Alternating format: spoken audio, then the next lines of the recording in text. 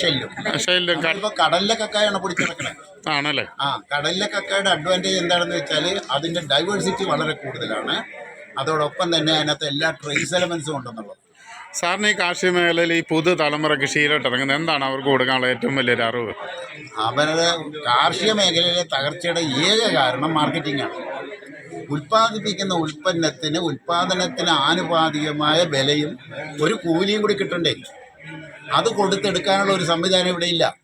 കൃഷി ഡിപ്പാർട്ട്മെന്റ് മൊത്തം പിരിച്ചുവിട്ടിട്ട് കർഷകർ ഉൽപ്പാദിപ്പിക്കുന്ന ഉൽപ്പന്നം എടുക്കാനുള്ളൊരു സംവിധാനം, ആ ഉൽപ്പാദനത്തിന് ആനുപാതികമായ ബോണസും പെൻഷനും കൊടുക്കാൻ പറ്റുമെങ്കിൽ സകല ചെറുപ്പക്കാരും കൃഷിയിലേക്ക് വരും.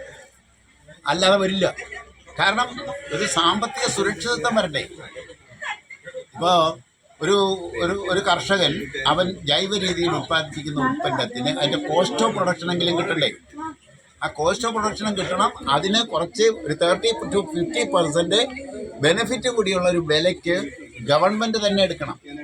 ഗവൺമെൻറ് തന്നെ എടുത്തിട്ട് അവൻ എത്ര ക്വാണ്ടിറ്റി ഫുഡാണോ സമൂഹത്തിന് സപ്ലൈ ചെയ്തത് അതിന് ആനുപാതികമായ ബോണസും കൊടുക്കണം, പെൻഷനും കൊടുക്കണം. അങ്ങനെയാണെങ്കിൽ ഇവിടുത്തെ കർഷകർ മുഴുവൻ ഗവൺമെൻറ് ഉദ്യോഗസ്ഥരുടെ സ്റ്റാറ്റസിലേക്ക് ഉയരും. സാമ്പത്തിക സുരക്ഷിതത്വം വരും. പുതിയ തലമുറ കൃഷിയിലേക്ക് വരും. കാരണം കൃഷി പോലെ സ്വാതന്ത്ര്യമുള്ള ആനന്ദം തരുന്ന ഒരു തൊഴിലുമില്ല. ബാക്കി ഏത് തൊഴിലും കളക്ടറാണെങ്കിൽ പോലും രാഷ്ട്രീയക്കാരൻ്റെ അടിമയാണവൻ. യാതൊരു സംശയമില്ലല്ലോ. ഇതല്ലല്ലോ.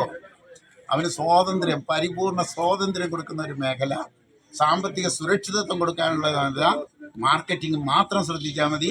ഇവിടുത്തെ ഡിപ്പാർട്ട്മെന്റ് മുഴുവൻ പിരിച്ചുവിടാം.